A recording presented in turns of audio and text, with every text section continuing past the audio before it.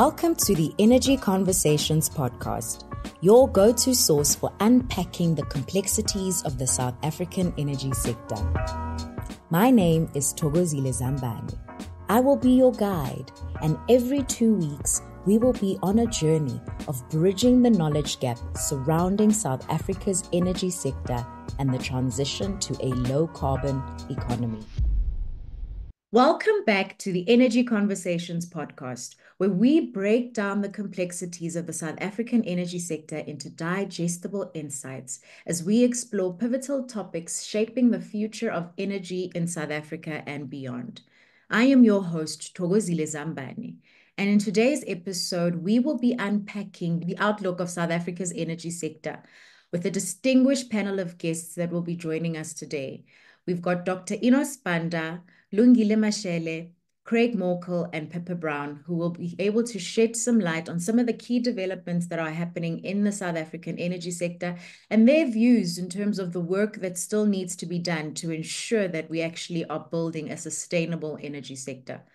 Before we dig into today's topic, I'd like to start off with some introductions and asking each of our guests to just briefly share about what their current role is in the energy sector.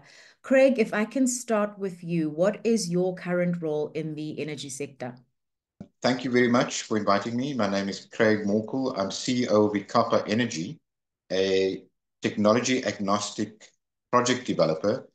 As a result of not being able to take up certain issues on one's own, Pippa Energy has decided to become part of an industry association and chose the SA Oil and Gas Association as a collective where it could rally support for certain views that we hold.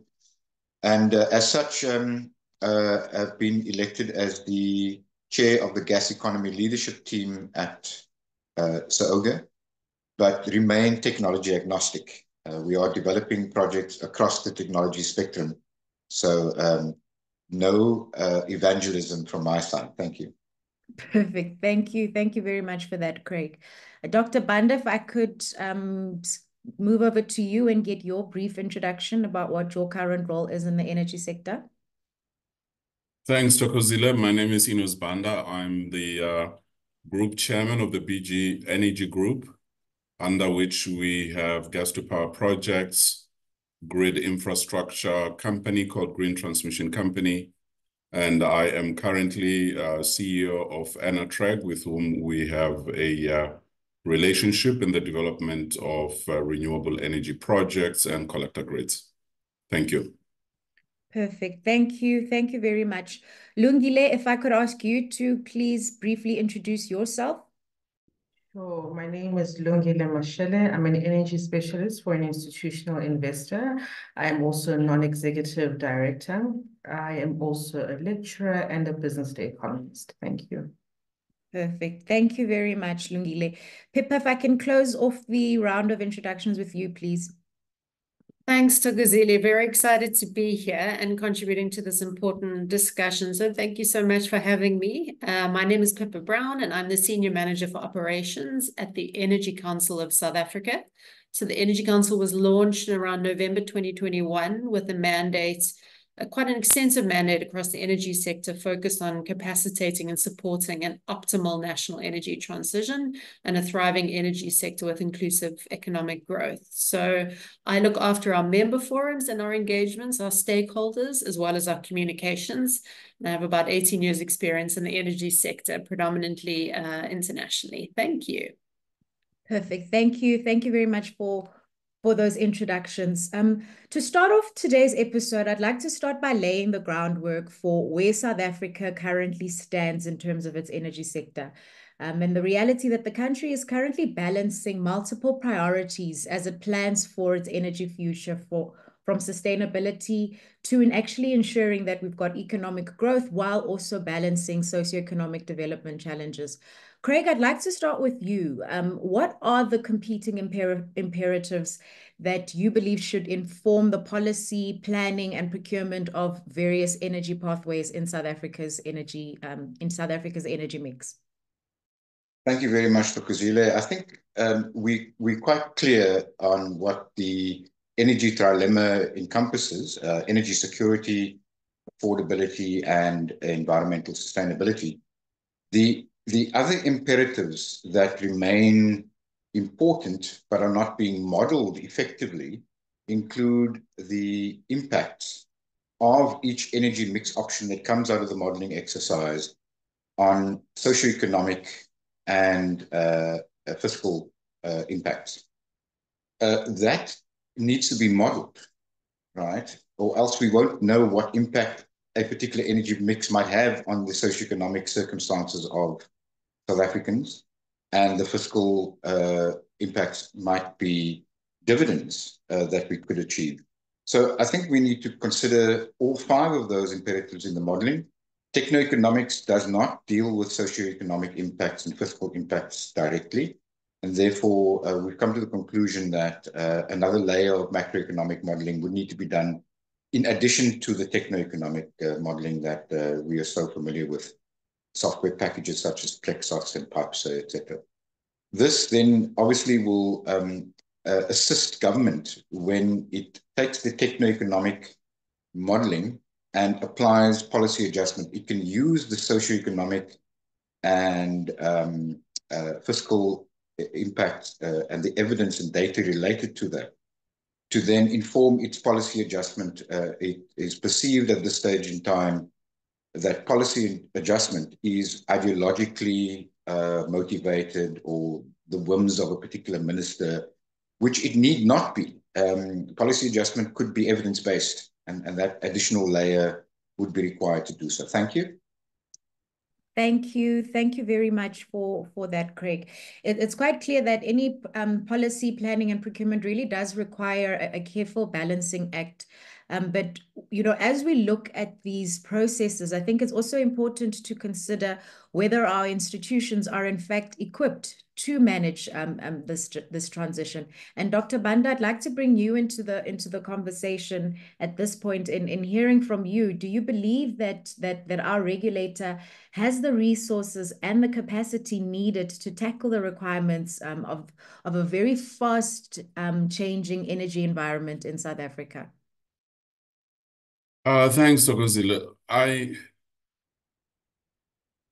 need to be careful how I answer this question, because the question really in my mind is whether the capabilities and disciplines that are required for an effective regulator, given where we are, as you mentioned, a fast-changing environment in transition, whether our regulatory capability at NERSA is sufficient. Just let me give you sort of a slight benchmark. So South Africa is 3.5 times the size of Germany, just in terms of land area. While our economy is smaller, when you think about regulation, population size, and the potential of the energy sector, the transitional issues that we are facing, it is a fair comparison, because you can look at it as our energy transition has a destination, which is also economic, which means an improvement in the economy. So how would Germany regulate the electricity sector? Just sheer numbers of the regulator. We are hovering about 200 to 300 people at NERSA. The German equivalent regulates about 1,000 people. So when you look at the disciplines that a regulator has to actually grapple with, even as on a business as usual model, you'll appreciate why multiple disciplines and capabilities are critical, and why, where we are in South Africa, that is even more important. Craig just spoke about economic regulation. So doing all the tariff and rate setting, the market analysis to balance competing interests, make sure there is fair competition, price cap, revenue regulation, which way are we going in the marketplace? Technical and engineering regulation. Remember, NERSA also looks at technology and licenses, or provides the underpin for what is an acceptable technology that should be in here.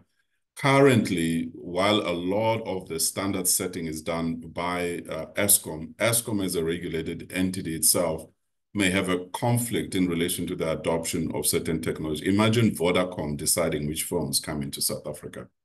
So we need to actually have a regulator who's able to independently assess technical and engineering standards in order to ensure true independence of the way that rules are set for participants, among whom may be competing today with actually the standard setter that we've chosen.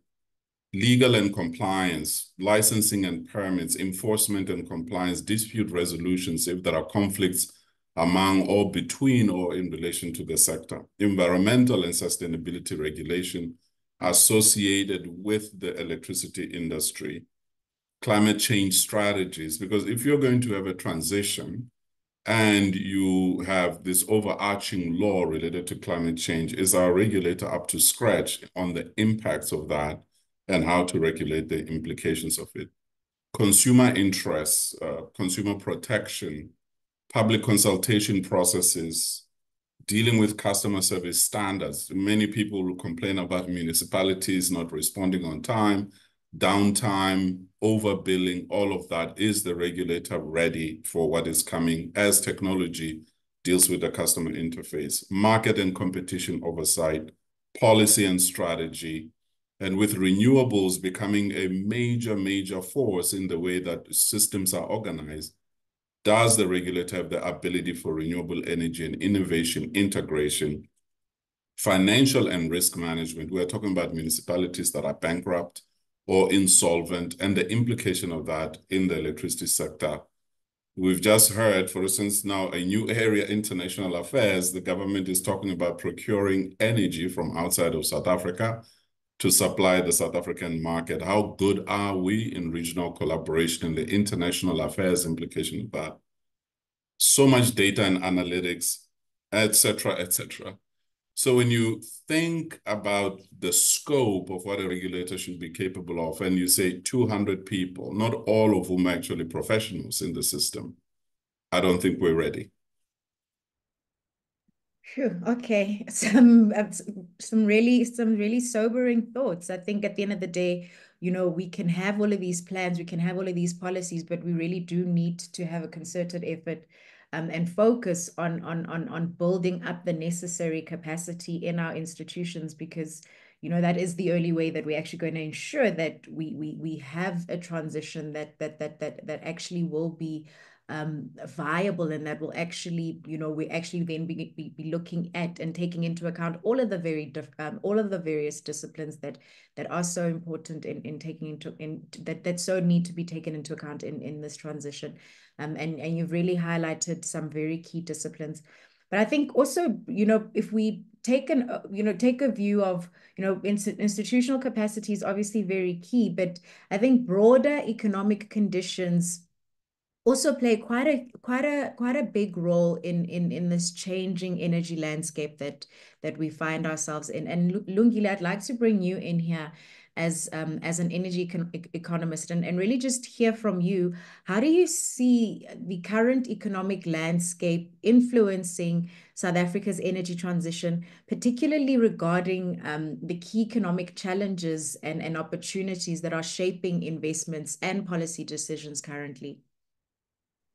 Thokozile, thank you so much. So, it's important for us to understand that South Africa finds itself at the precipice rather of promise and disaster.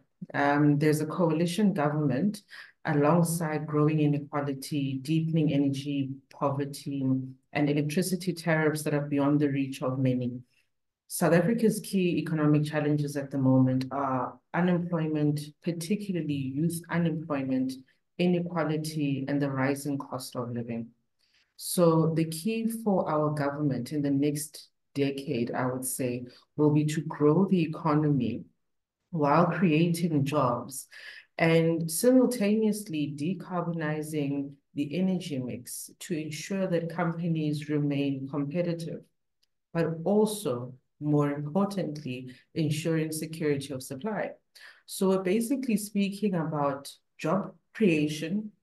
There's the decarbonization element, there's the competitiveness of industry that is required, but critically ensuring security of supply.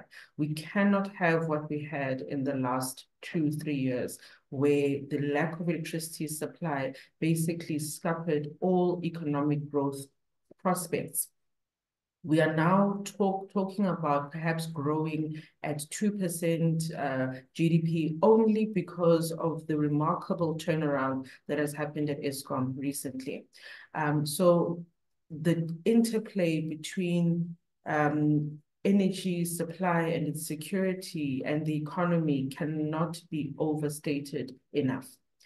If I look at what is going to shape our energy policy, it is going to be tariffs. There's big talk. Everybody is concerned about tariffs. And I think it's because people understand that tariffs are something that we feel almost immediately. As soon as there's a change and increase, we feel it immediately.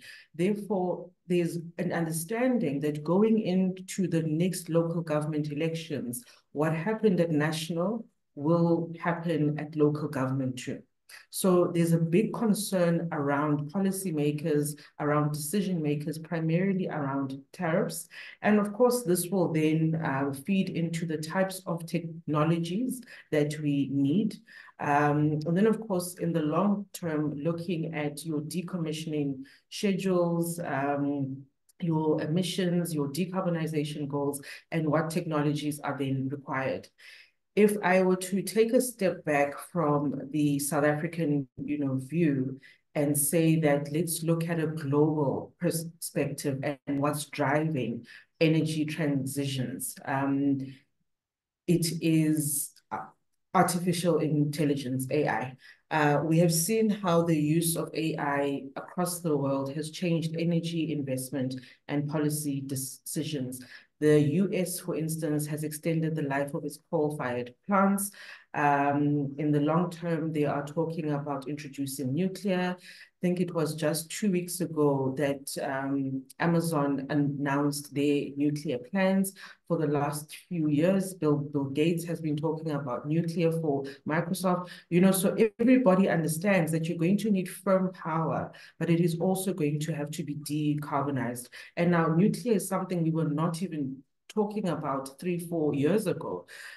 So certainly our energy policies are going to change as a result of what is happening in the economy as well. Thank you.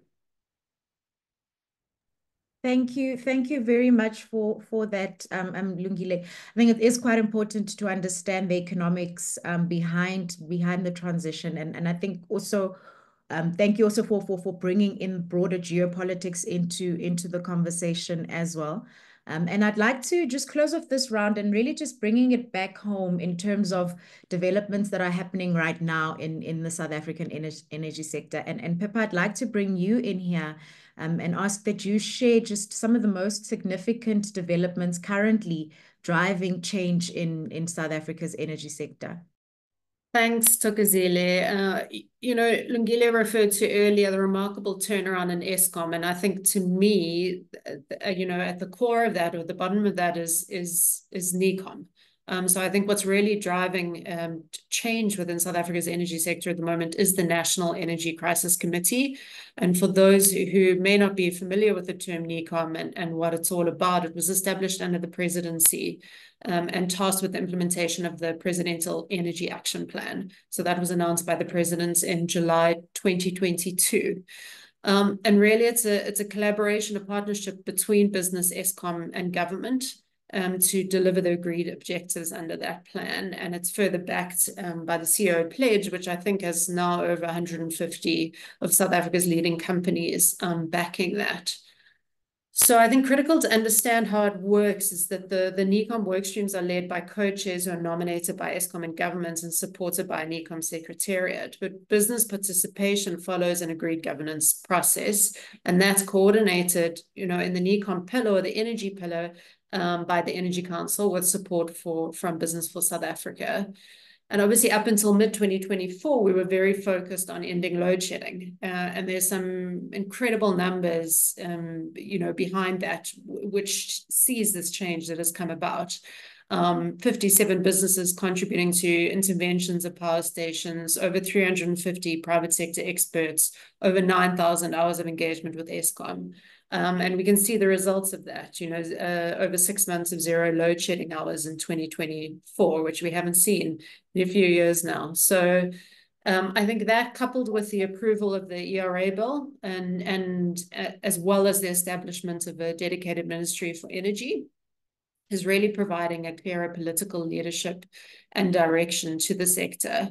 But as the other panelists have alluded to, we now need to shift our focus to deal with the rising costs and the higher emissions, as well as reduced investor confidence and the impact that has had.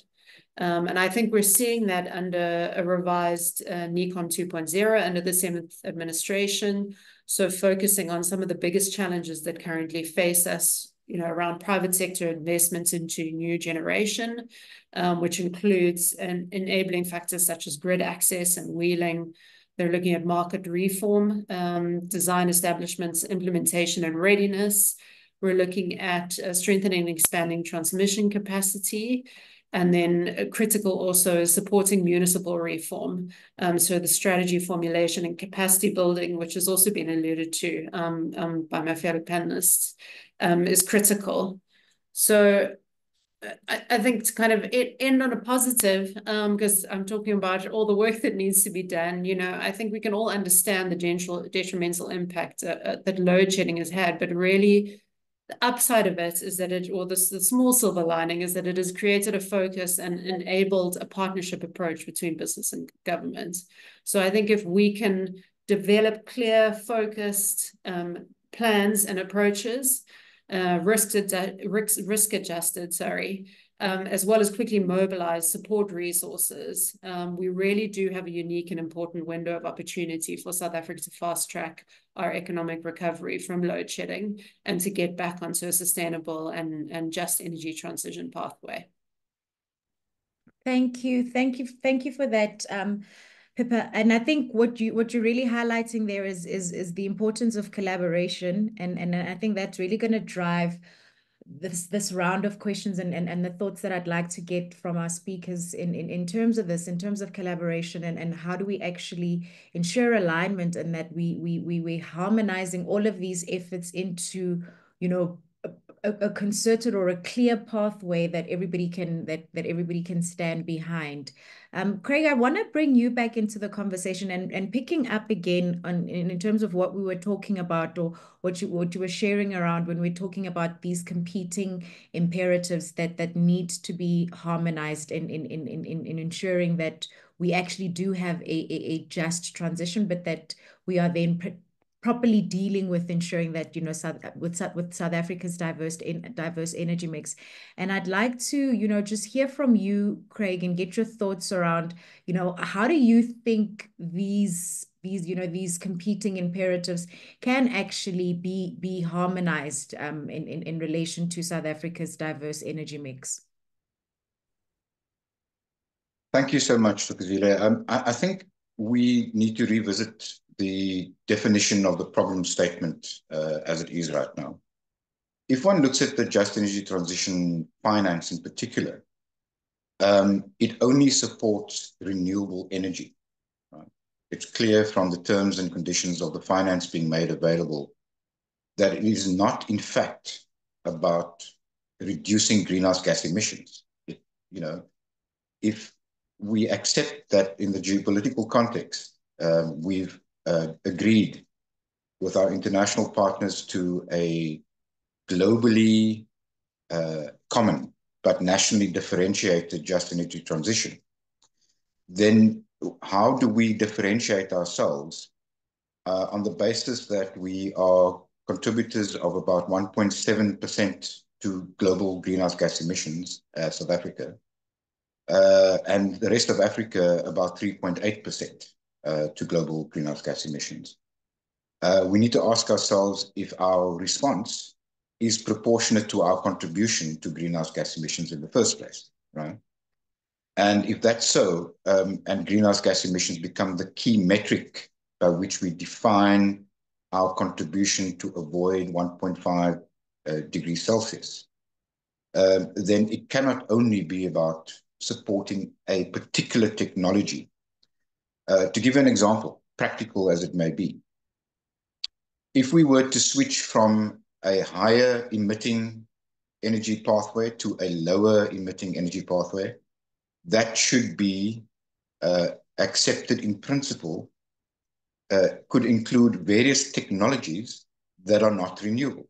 One example is switching from coal to gas might achieve between 30 and 60% reduction in greenhouse gas emissions in South Africa alone, right?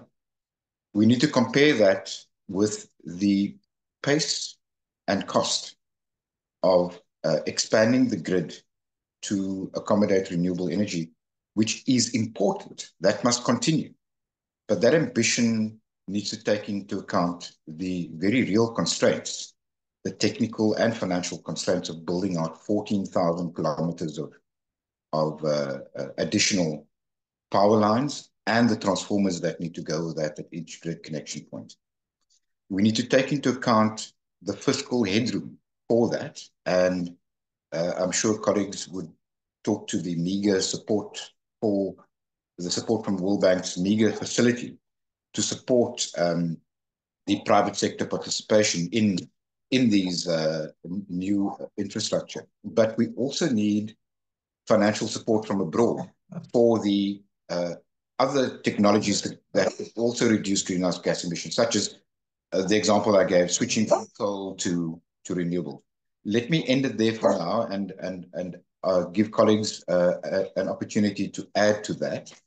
I know that there are energy economists on the panel who have strong views about how just energy transition finance could be used more broadly than as supporting renewable energy only. Thank you. Thank you very much for that, Craig. And I think, thank you for taking us back to where this all starts, because, you know, for us to be looking at a transition and transitioning to a low carbon economy, it really then speaks to, you know, each individual country's contributions then to global emissions. And thank you for the point, you know, that, you know, from a percentage perspective, South Africa and Africa broadly as a continent really aren't contributing at the level, you know, at the level of economies, say, for example, you know, your China or your US. And I think that's something that really needs to be considered in terms of how we are balancing and the pace at which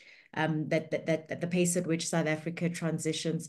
And I think what that also brings in is that we then need to be having this conversation, not just from a South African perspective, but, you know, regionally, we need to be, you know, be having broader conversations around this transition, around a low carbon economy. And Dr. Banda, I'd like to get your thoughts then on the potential or on regional collaboration and finding out from you whether you believe that there is a need for a more coordinated and actionable regional energy transition framework, and what something like that would look like or could look like in the context of Southern Africa. Yeah, thanks, Thokozile.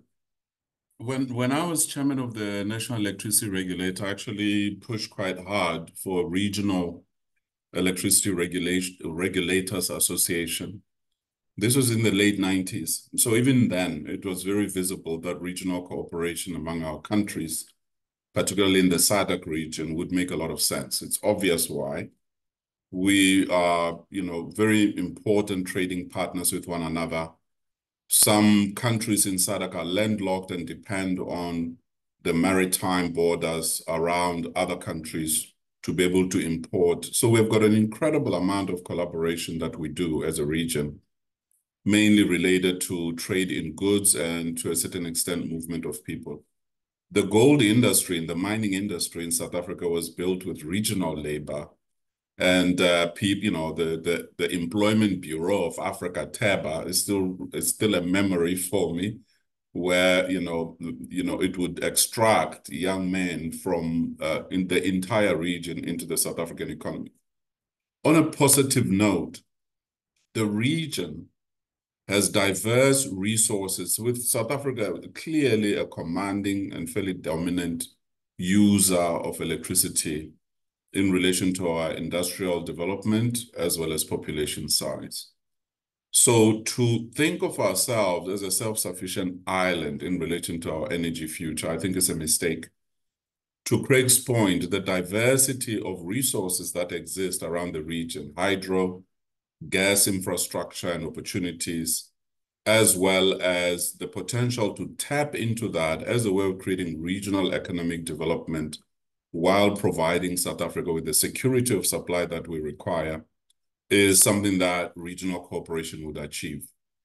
Also, the amount of resources that are required to be future fit, just to be ready for the massive transition that is happening towards a cleaner or low carbon economies, means that we may look at areas where scale could favor us. I just spoke about regulatory capability, for instance, that's required. It doesn't make sense for every country in the region to spend the money building the regulatory capacity that is required for the transition and what it demands. We could share resources, reduce the duplication of mistakes, and actually optimize through economies of scales and an integrated vision. So I think that as we think about transition, energy security, economic development, a just energy transition for people, there are compelling regional reasons to do it and plan and really execute with a little bit of seriousness at the regional level. Here's the thing about energy. Unlike the movement of physical goods, like cell phones and cars and, food product and so forth, or the movement of people, the movement of electrons merely requires a transmission connection. An interconnector between countries is the easiest start to economic integration and mutual development. So I support regional development. I've obviously been doing that for a long time. I'm not campaigning for office, Thokozile. I just think it makes sense. Yeah, thank you. Thank you for that. I was about to say, should we send you to get this Thank in you. place? And I love how you've highlighted that this regional cooperation can really unlock quite a number of opportunities. And I think when we think about this transition and when we think about the energy sector, it really is an economic growth opportunity. But we really need to ensure, or we need to be asking ourselves constantly the question, for who? And whose interest and who is actually gonna how do we then ensure that this transition and any opportunities that are then unlocked create tangible benefits for South Africans and for marginalized communities, and I guess those communities that are most impacted by this transition to a low carbon economy. And Lungile, I wanted to get your perspective on this in asking you the question of how can we ensure that South Africa's energy transition fosters socio-economic development in South Africa, and particularly in terms of job creation and reducing high inequality in South Africa? So this question comes at a time where this week I was involved in a survey conducted by a young gentleman by the name of Morkel Mudisani, and he's doing his master's, and he asks there, how do we know that we've been successful with the just energy transition or with the REAP projects?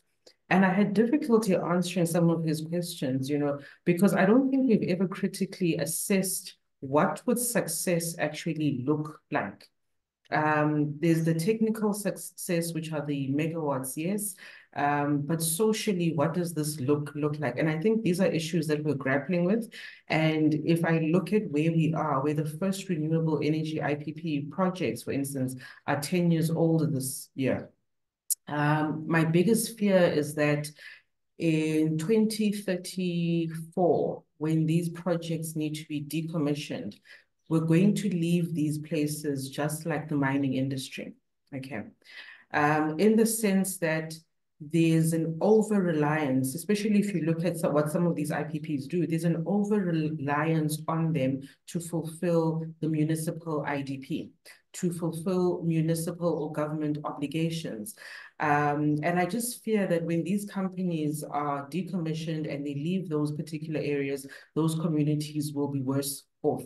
Yes, there is enterprise development, there's socioeconomic development, jobs have been created, Black ownership is there, one can question just how broad it is. But I think we really need a rethink of how we do social economic development. particularly around a just energy transition. And I think that rethink is urgently required. I think over the last couple of years, we've been looking at spending via a tick box exercise, or we're looking at 50 kilometers to site. We're looking at, let's get bursaries, let's do this, let's do that. But the unemployment still persists. The inequality still persists. And something is telling me that we just thought we were going to build these things, and then magically the economy was just going to turn around, and magically people were going to create jobs, and there was going to be multiplier effects. And none of that has actually happened. And I have said, if we look at the SCD spend and the ED spend and how it's currently done, one can easily say, instead of using it for small scale activities, each IPP basically doing like their own playground or doing their own library, you could pool resources. But this needs change at a policy level, right? Because they are constrained by policy. And them pooling resources means that they can allow greater collaboration, greater participation, and more meaningful and transformed participation. It means that instead of getting some community trusts that participates via some backdoor sort of scheme where they have trickled down the dividends from year 16, that community trust could very well apply to this set-aside fund and say, we would like for 5% or 10% real equity in this particular project. We will pay off what is due. So there's so many models.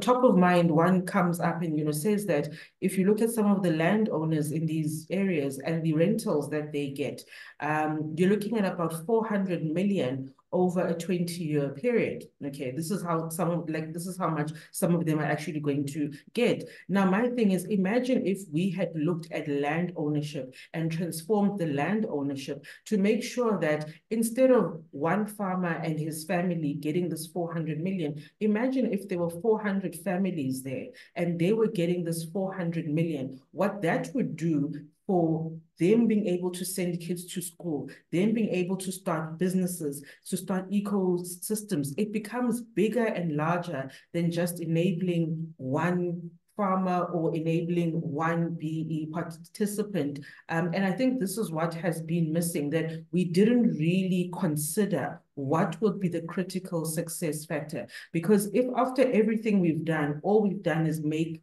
rich people richer, then I'm sorry, but we failed.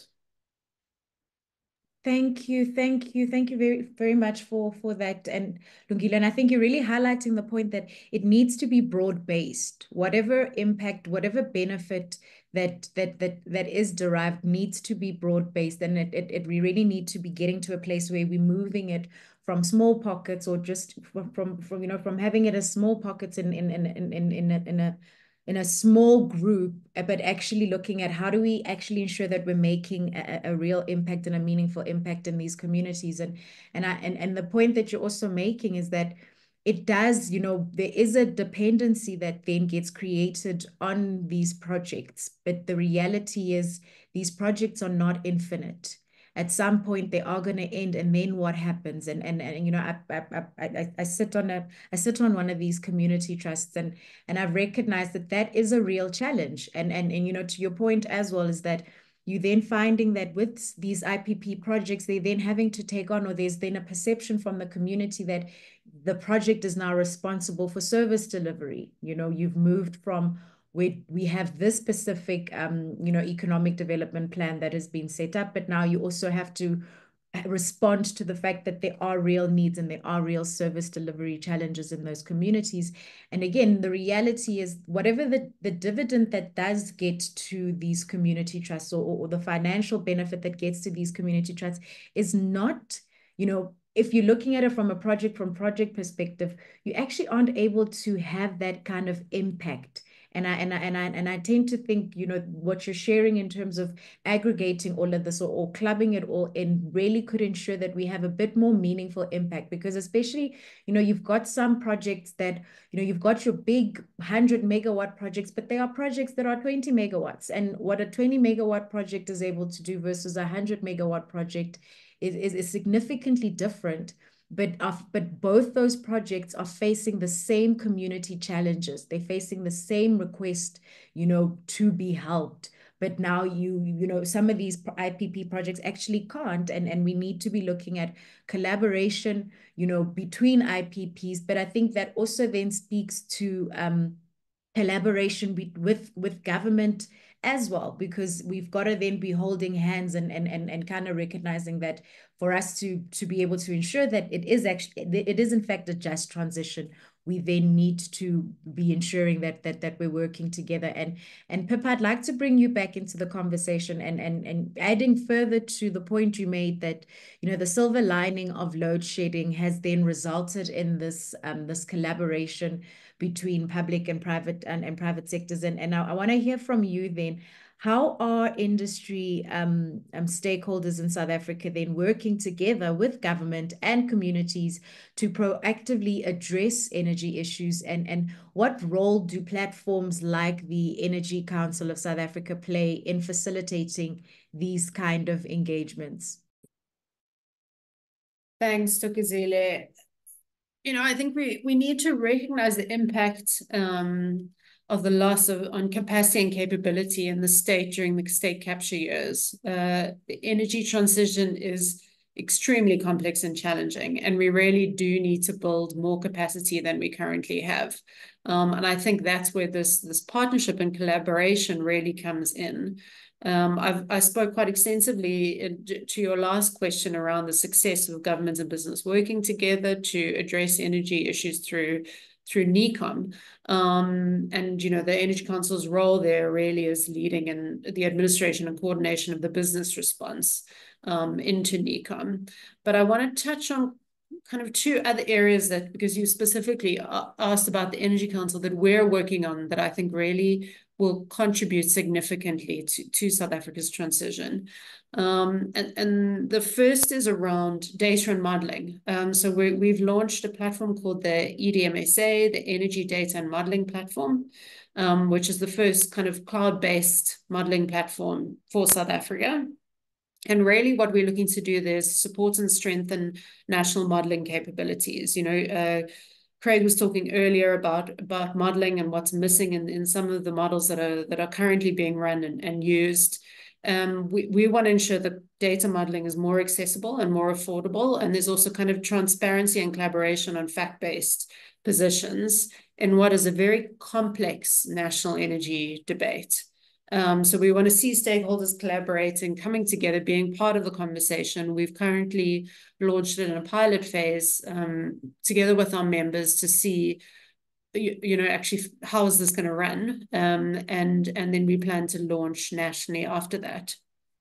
The second campaign, and Thokozile, you and I have spoken about this previously, and I think it also touches on what Lungile was talking about in terms of the socio-economic impact, is around a nationwide communications campaign, and we've termed it Energize Mzansi.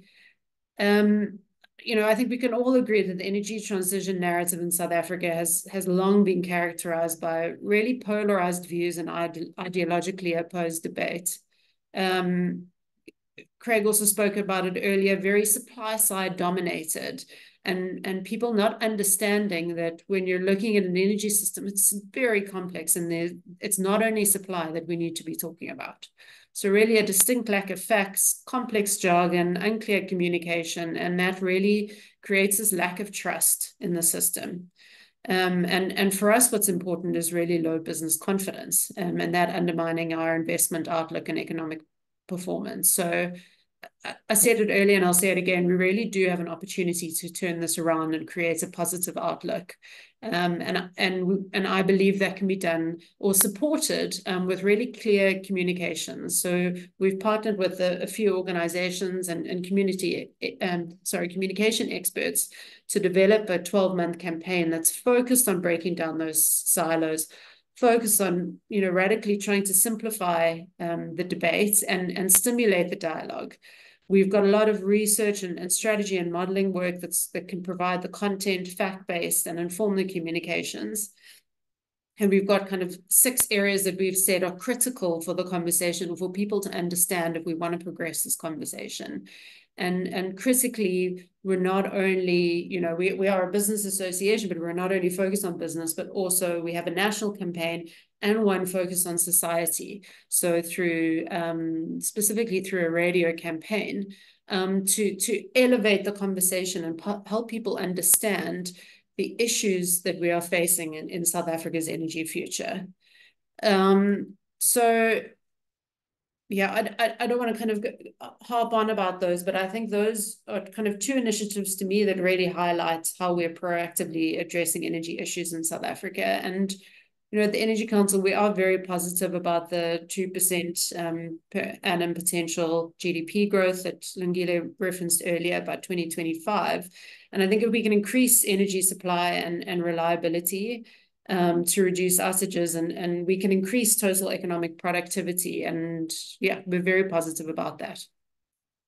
Perfect. Thank you. Thank you very much for that, Pippa. And I think, you've highlighted a key point in that we have to ensure that ordinary South Africans are actually participating in the sector, but they can only do so if the information or if they actually have access to credible information and information that they can trust, so that they can formulate their own view as opposed to, just going along with whatever view is being punted, but one that may not necessarily be in the best interest of South Africans. And I think it is quite important, and that's really a very important stakeholder that we need to remember on this journey as we are planning, whether as policymakers, whether as project developers, whether as financiers. That stakeholder is one that really must be remembered. And Craig, I want to maybe just, in wrapping up and in closing off this episode, I just want to bring the focus back to the future then of South Africa's energy sector. And again, as we've touched on stakeholder engagement, that it's actually really going to be key as South Africa navigates its transition. I'd like us to then, explore what are the different platforms that then exist for these discussions, and what are the appropriate platforms where various energy stakeholders then, including your decision makers, industry, and these communities that we're speaking about, where can they actively engage with one another on energy issues and really be part of the future of South Africa's energy sector? So we've heard from Pippa what great work NECOM has been doing and how that scope is being transformed into NECOM 2.0. My understanding, and please, Pippa, correct me if I'm wrong, is that NECOM deals with crises within the energy space. And that means that crises have an urgency and time frame attached to it that one could define as short to medium term interventions required to ensure our energy future ambitions, deal with the constraints, and then solve for the realities, right? The other forum includes the NEDLAC process, in which social compacting happens between various social partners, including organized business, labor, and community, who then forge consensus on master plans and policy positions that it then communicates to government. Government then can either adopt or reject that at its discretion, using policy adjustment as the basis for such deviation from the consensus achieved between the social partners. That deals with a time horizon that one could characterize more as medium to long-term issues. And these two processes, that of NEDLAC and NECOM, can dovetail and support each other, obviously on the basis of some overlap between short, medium, and long-term issues. You don't want to take a short-term decision that locks in a long-term outcome, right? And we've heard much debate around this, around stranded assets, and in the gas space, whether one should go for long-term contract procurement of gas versus short-term contracts, which then exposes you to a more volatile spot LNG market and the attendant cost of that. It's generally more expensive to procure LNG on a spot basis than on a term contract basis. So if one were to take a decision as a matter of urgency through a NECOM process that locks one into spot LNG as an example, it's fairly easy to get out of that because it's a short-term contract, right? But if you lock, if NECOM, for example, locks a position or a decision taken by NECOM, locks us into term LNG, some people might have a problem with that, unless you can mitigate the risk and say, well, okay, we need to go for long-term contracts for LNG so that we can enjoy greater price stability, less volatility, and greater security of supply, because you're contracting a resource that is not freely available. It has to be contracted, right? And on that basis, you can then ensure a degree of energy security, a degree of price stability. And when we talk then of domestic gas, we are then also talking about offshore gas, which is mainly denominated in terms of its input costs in dollars, whereas onshore gas, 70 to 90% of that, the input costs are denominated in domestic currency. This then creates an opportunity that many are not exploring to then investigate the opportunity for South African rand denominated gas sales from onshore gas, given that its input costs are denominated in rand as well. And that might change the modeling considerably for that volume of gas that one is anticipating from our onshore gas explorers and producers, given that their volumes are fairly well known. Many of them have gone and had their geological estimates independently verified by third-party agencies, typically called competent persons report, from the likes of Sproul. That kind of data, we don't believe is in the appropriate forum right now, whether it be the NEDLAC process or the NECOM process, and needs to be put on the table and be considered as part of the modeling exercises that need to be done. That's the value of participating in these fora, by way of example. I think that the other forum that is talked about, but we haven't seen any action on that yet, is what's been referred to by the Government of National Unity as the National Dialogue. Now, that National Dialogue will need to deal with energy issues as well, right? The stakeholders relevant to energy will need to see the topics that are important to them prioritized in the National Dialogue. Issues such as energy security, affordability, and environmental sustainability, yes, of course.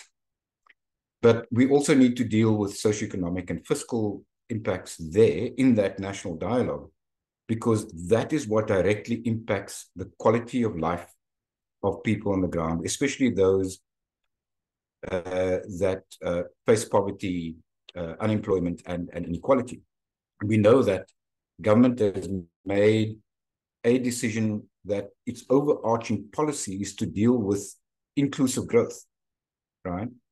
Now, what does it mean exactly? Inclusive of what? Of whom, right? And so we find that the NEDLAC process, the NECOM process, the industry associations based on each technology pathway are not the kind of fora where the general public can participate. Yet their views as stakeholders are very important.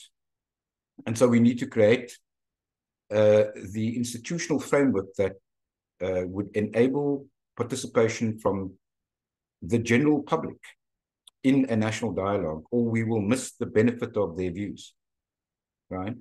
They are the end users of energy. They are also the payers of tariffs. They are also taxpayers. And so we need to include them in that national dialogue. Lastly, the national dialogue should not be simply an event in which the elites participate.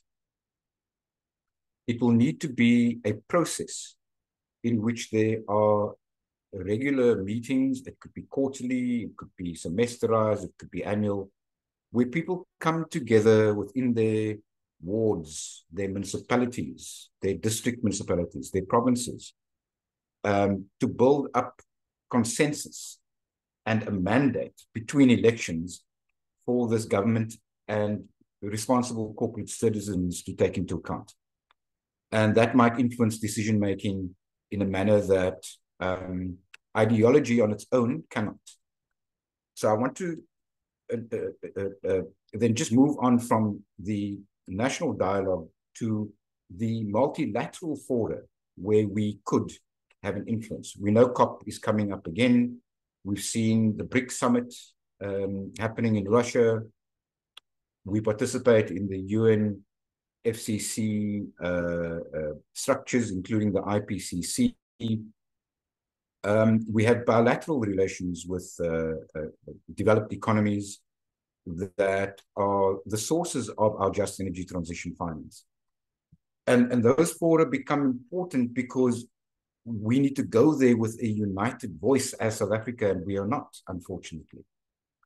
There are instances where positions of the South African government are communicated as if it is a consensus position supported by all industry associations or stakeholders in South Africa. And that is not the case, unfortunately, right?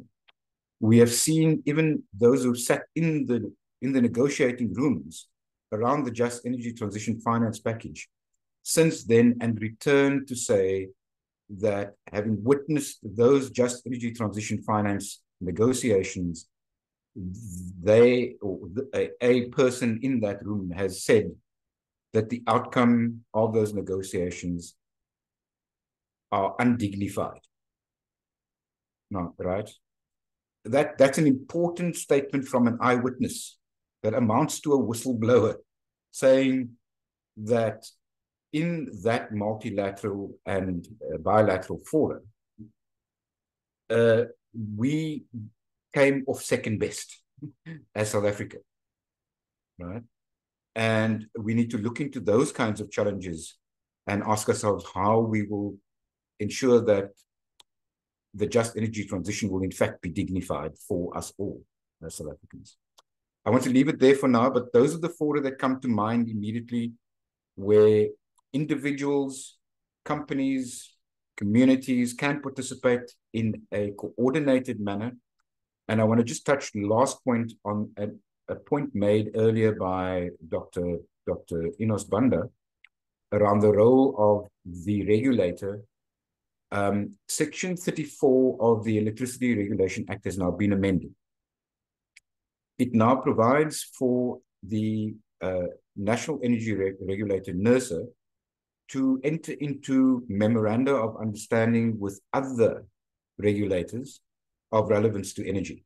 So that could include TNPA. It could include the National Nuclear Regulator. It could include the rail regulator. But certainly there is a need for these regulators to work together as the Act requires in an integrated and collaborative manner. It's an indication that they haven't been working together in an integrated and collaborative manner before, and therefore the need has been identified and articulated in the legislation. That could be by instruction of the minister, should he choose to do so, and he could then issue a Section 34 determination, not only for the procurement of the power generation technology, but also the supporting infrastructure, whether it be transmission infrastructure, pipeline infrastructure, port infrastructure. The power now vests in the minister to do all of that. Unfortunately, or fortunately, as some may see it, the minister no longer requires the concurrence of the regulator to issue a determination. It's no longer in consultation with, it's now after consultation with. And that means that they could have a discussion, but it need not be formalized, that what we saw with the adoption of NERSA resolutions through public participation processes is no longer a requirement for a ministerial determination to procure a particular capacity from a particular technology is no longer required. And I think it might reduce the participatory democracy values through that kind of approach. We need to perhaps revisit that in a pragmatic way. Although the legislation says what it says, I feel that stakeholders would want to be engaged before any Section 34 determination is issued on any technology or energy project. Thank you. Perfect. Thank you. Thank you very much, Craig. I think you've really highlighted a key point in that engagement is essential, and I think we need to be ensuring that we're actually proactive in engaging all stakeholders and being able to ensure that we're really having adequate participation. Dr. Banda, I'd like to get your outlook for the future of South Africa's energy sector. Looking ahead, what is your outlook for the energy sector over the next decade? And what are some of the key challenges and opportunities that you foresee for the country? Thanks, Thokozile. I think the next decade will be shaped very much by our ongoing efforts to transition from a coal-based electricity economy to a diversified low carbon energy mix. And remember, I didn't say renewable, I said low carbon, just to underscore what Craig was saying earlier. And I think this transition is not probably one that we have a choice in, but it's compelled by the trajectory of energy transition around the world and some of the, whether acceptable or not, realities that some of our marketplaces will require and demand cleaner energy inputs in order for us to export our economic products. So when I look at some of the challenges in that transition over the next 10 years, Eskom's struggles really and energy security are probably going to be at the forefront. I think those are primary challenges we need to tackle. I'm talking about the aging infrastructure, the debt and financial instability of Eskom as a core infrastructure player in the economy. And so we need to deal with that. And the phasing out of coal has got really serious macroeconomic and very serious community and individual implications. So our just energy transition processes so far do not necessarily instill a huge amount of confidence. And that is centered around Eskom's operations and phasing out of coal. When you look at where we are trying to head to and you look at the rollout of renewable energy projects, there are a number of challenges. One, the marketplace for energy, renewable energy facilities and generators used to be the government through the REIT process. And we have hit some headroom challenges on our fiscal headroom. And the government has introduced CNI. While there is an incredible amount of conversation about how exciting that is, it is not going to be a solution to all our energy requirements as an economy for the growth that Lungile was talking about. Grid capacity constraints are a real thing, and we need to have foundational rather than opportunistic solutions, sustainable solutions that will work. Probably, what everybody has repeated here, our energy policy coherence is probably a worrying matter. And I want to highlight two things. Two parts of this policy incoherence, if you want to call it that, where a little bit of unification of thought is required.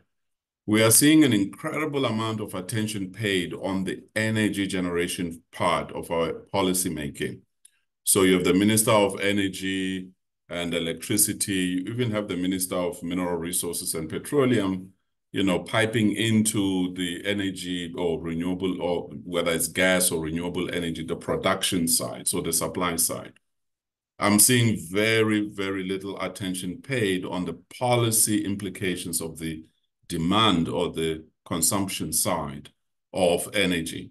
So as you look at transitioning, and the obvious, conversation is about Sasol, it's about the Hillside Smelter in Richards Bay, large industrial consumers and so forth, but you're not seeing a very focused view on what the industrial and export policy of South Africa should be to support the consumer side of this equation of transition in dealing with this issue. We have enormous amount, and I think it's a challenge, an enormous amount of climate change and international pressure.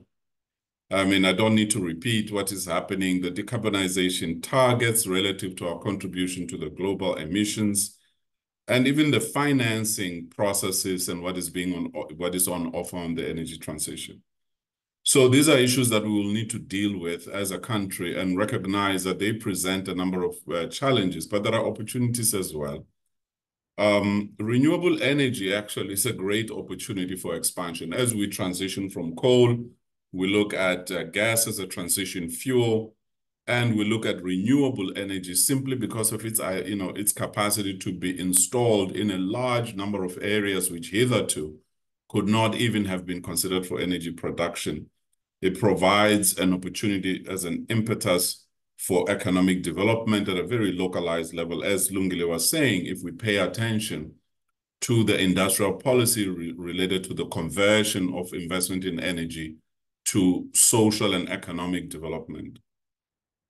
The private sector and foreign investment are interested in this space, and therefore we need to look at how we harness that, within the context of clearly defined policy on the supply side, the consumption side, and the macroeconomic impact and social development that we want. With Sasol being probably among some of the largest consumers of green hydrogen in some of the markets that are developing around the world, I think there is an opportunity for South Africa to be a leader in domestic technology and capability and value chain in hydrogen production. Grid modernization and storage solutions, because of the vastness of our country, these are opportunities that need to be counterbalanced, in terms of energy choices, energy input, and energy mix choices. I've spoken about regional cooperation as an opportunity for balancing the obligations and the pressures to invest in being a future fit country. And my outlook for the next decade is I see an incredible increase in renewable energy. I think that will come from a better market thinking, both on the supply side and the industrial policy side, rather than looking at it as, consumption at a one-on-one basis, which is what is happening in C&I. I think the private sector will dominate, which means then the government needs to be diligent in relation to how we deal with the liberalization of the sector and achieving our social and economic objectives, given South Africa's foundation, apartheid foundation, and the huge inequality that is there.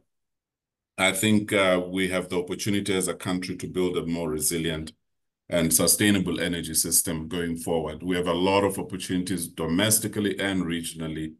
And honestly, I think South Africans are talented people and we'll find our way. We just need, leadership to step up and for these debates to be in the public domain. Thank you. Perfect. Thank you. Thank you very much for that, Dr. Banda. Lungile, I'd like to get your final thoughts, and perhaps if you can just build on to a recent article that you wrote where you discussed the implications of the European Union's Carbon Border Adjustment Mechanism, CBAM, for the automotive industry. And I'd like to just get your thoughts. How do you see CBAM affecting the broader South African energy sector, and particularly in terms of the push for green energy adoption, and the potential increase then in manufacturing costs? So look, there are basically two things, or there are two elements, right? The one is that you've got the cars. The cars are going to have to change versus what we're currently producing now. And then, of course, you've got the energy that is needed also for the cars that we are producing in the country.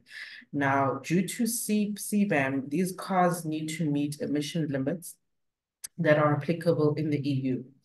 And this now impacts us because 85% of the vehicles that are produced in South Africa are sent to the US, to Asia, and to the EU. If we look at the auto sector as a whole, it contributes to 4% of our GDP. So it is a significant contributor, right?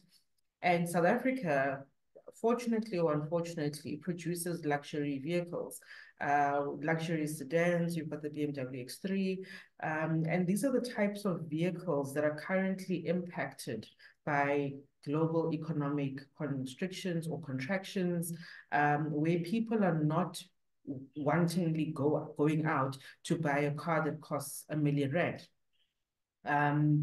And so this is why you're starting to hear of auto manufacturers reducing shifts, or they say instead of doing 3 shifts, they're down to 2, cutting production. And this is a global issue. It's not even a South African issue. Then over and above this, you've got the need to green these auto manufacturers, their assembly plants, as well as their OEMs. Now, naturally, this is going to introduce new costs to these manufacturers. Because remember that there is the ordinary cost of buying electricity from the municipality or from Eskom, right? Then you're saying to them, I need you to decarbonize. Now, let's say they're running 3 8-hour shifts. The first 8 hours, cool, during the day, they can use solar, a combination of solar as well as the municipality. Okay, cool. So their prices are then able to come down. But now they've got 2 other 8-hour shifts, which happen outside of daytime hours. So what happens then? And if you still want to make sure that these companies are then clean, you're then going to have to use batteries or a combination of batteries, of wind, of biomass maybe, and all of these things are not going to be cheap. And as a result, they will impact on the cost, and this cost will be passed on to consumers through vehicle sales. There's a very good reason why new vehicle sales in South Africa and globally have been coming down, and it's because of these exact costs. These electricity costs are also the reason why today we're talking about the UK as well as Germany having to deindustrialize. I mean, I think it was about a month ago where VW said that they would have to close shop in Germany. We're talking VW, an institution in Germany, but that's how severe these carbon taxes, carbon costs, emission targets have been on that industry. Right now, all of this is happening at a time when auto manufacturers are still reeling from COVID-19. They had supply chain issues, and then as if almost by some kind of magic, then China has a whole suite of new vehicles that they're unleashing on the world. And everybody's grappling for their market share, everybody's grappling for their space, and it is a tumultuous time for this particular sector, right? And so everybody is now saying, but what are we going to do? What's the industry going to do? And people are trying to push industry towards, oh, but you can manufacture EVs in South Africa. To be very honest with you, that's all fine and well, but we need to consider that EVs are very simple. They're not as complex as your ICE vehicles or your internal combustion engine vehicles. Their drivetrains are very simple. You won't need the certain level of skills that we have in this country, right? So that's already a skill set that needs to move to another industry.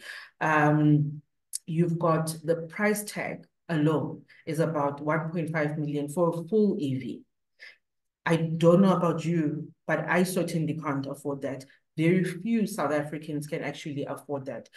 So again, it becomes a question of these changes that we're doing, the scale and the pace, who are they for exactly? And, Craig actually mentioned this earlier about our nationally determined contributions, that they need to have a regional aspect to them. And this is where this comes in. In terms of the opportunities, looking at vehicles, looking at new energy vehicles, there certainly is a space for South Africa to look at an EV market for public transport. Now, I'm not referring to taxis here. I'm referring to full public state-owned transport, buses, trains, delivery scooters, delivery vans. These are now like in the private sector, but they are places where we can certainly play and we can certainly invest in that are more beneficial for us than, I suppose, targeting high-end EVs that the majority of us cannot even afford.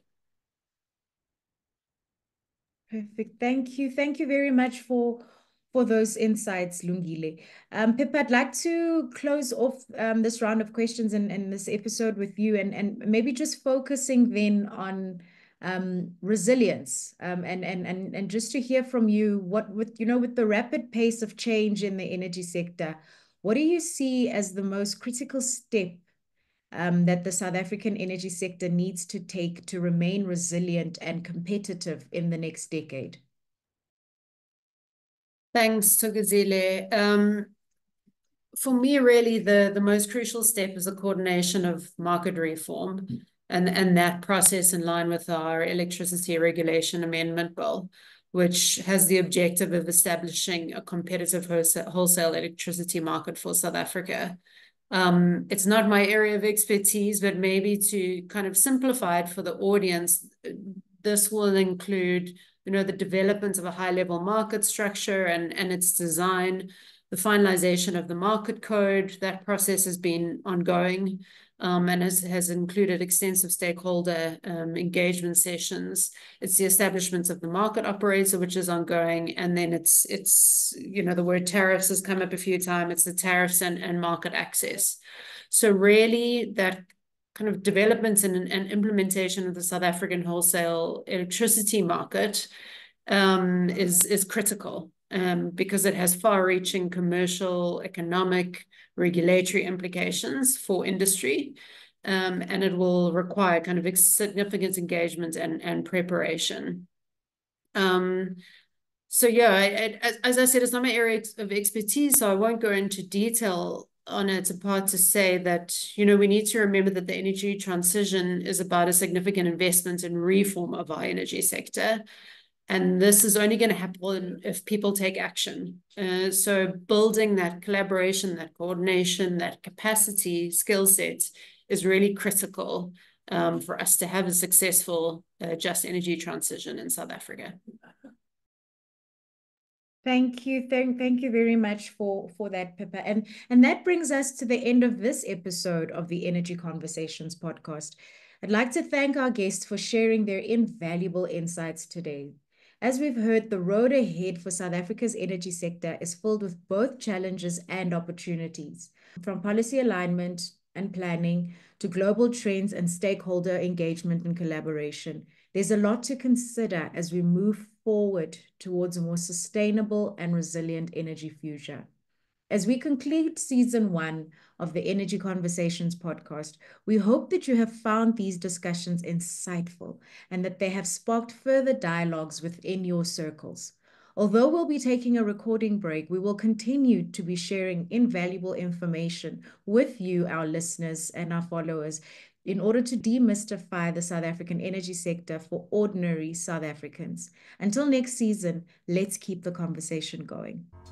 Thank you for joining us on the Energy Conversations podcast, powered by Bayaka Infrastructure Partners, an authorized financial services provider, and the African Energy Leadership Center at the Wits Business School. Together, we are committed to empowering communities and fostering meaningful dialogue around the South African energy sector. Remember to subscribe and let's shape South Africa's energy future together.